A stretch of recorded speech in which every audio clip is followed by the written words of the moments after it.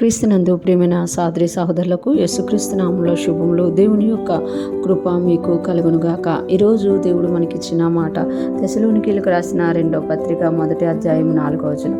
అందువలన మీ హింసలన్నిటిలోనూ మీరు సహించుచున్న శ్రమలలోనూ మీ ఓర్పును విశ్వాసమును చూచి మేము దేవుని సంఘములలో మీ అందు అతిశయపడుచున్నాము.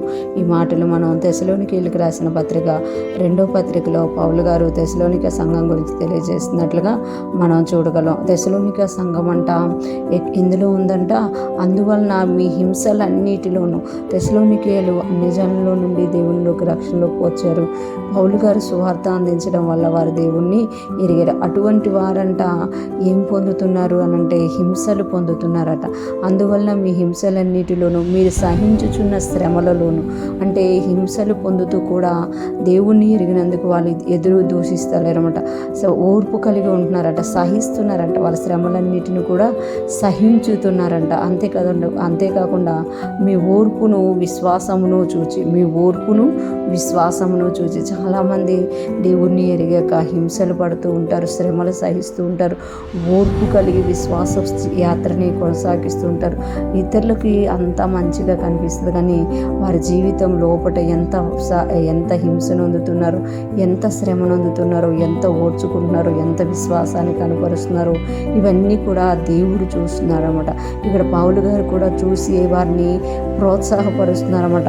అలాగే దేవుడు కూడా మన యొక్క హింసల్ని చూస్తున్నారు, మన కష్టాన్ని చూస్తున్నారు, మన శ్రమను చూస్తున్నారు. ఆత్మీయంగా మనం ముందుకెళ్ళడానికి, విశ్వాస యాత్రలో ముందుకు సాగిపోవడానికి మనము చూపిస్తున్న ఆ విశ్వాసమును, ఓర్పును చూస్తున్నారన్నమాట. పౌలు గారే చూస్తున్నారు అనంటే దేవుడు నిశ్చయంగా చూస్తారు. చూడడమే కదంట, పౌలు గారు ఇక్కడ ఏమంటున్నారు అనంటే, మేము దేవుని సంఘములలో మీ యందు అతిశయపడుచున్నాము. మేము దేవుని సంఘాలలో ఏం చేస్తున్నారంట, అతిశయపడుతున్నారంట, అంటే సంతోషిస్తున్నారనమాట. నేను సువార్త చెప్పినందుకు వారు మళ్ళీ వెనక్కి వెళ్ళిపోకుండా, కష్టం వచ్చినా, హింసలు వచ్చినా, బాధలు వచ్చినా ఇంకా విశ్వాసంతో దేవుణ్ణి పట్టుకొని ముందుకెళ్తున్నారు అని సంఘాలలో చెబుతూ వాళ్ళ గురించి ఏం చేస్తున్నారు అనంటే అతిశయిస్తున్నారు. మనల్ని కూడా దేవుడు రక్షించుకొని, మనం కూడా దేవుని చేత రక్షింపబడి విశ్వాసయాత్రలో ముందుకెళ్తున్నప్పుడు మనం ఎదుర్కొంటున్న శ్రమలను బట్టి, శోధనను బట్టి, కష్టమును బట్టి, హింసలను బట్టి మనం సహిస్తూ ఓర్పు కలిగి ముందుకెళ్తున్నామా, విశ్వాసాన్ని కనపరుస్తూ ముందుకెళ్తున్నామా, దేవుడు మన యందు అతిశయిస్తున్నాడు అని ఈరోజు దేవుడు మనకి తెలియజేస్తున్నారు. ఈరోజు ఫ్రెష్ మనం వింటున్న ప్రతి ఒక్కరూ జ్ఞాపకం చేసుకోవాలి, దేవుడు మన ప్రతి పరిస్థితిని చూస్తున్నారు.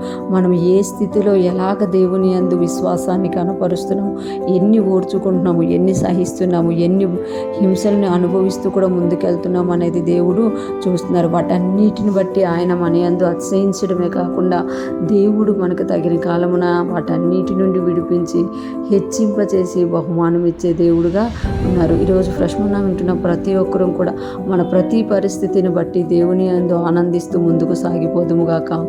ఆయన మనల్ని యందు అతిశయిస్తూ మనకి ఇవ్వబోయే బహుమానాలని చూస్తూ, ఆయన బహుమానాల కొరకు ఎదురు చూస్తూ ముందుకు నడుస్తూ ఆయన్ను మహిమపరచుదుము గాక. ఆమేన్.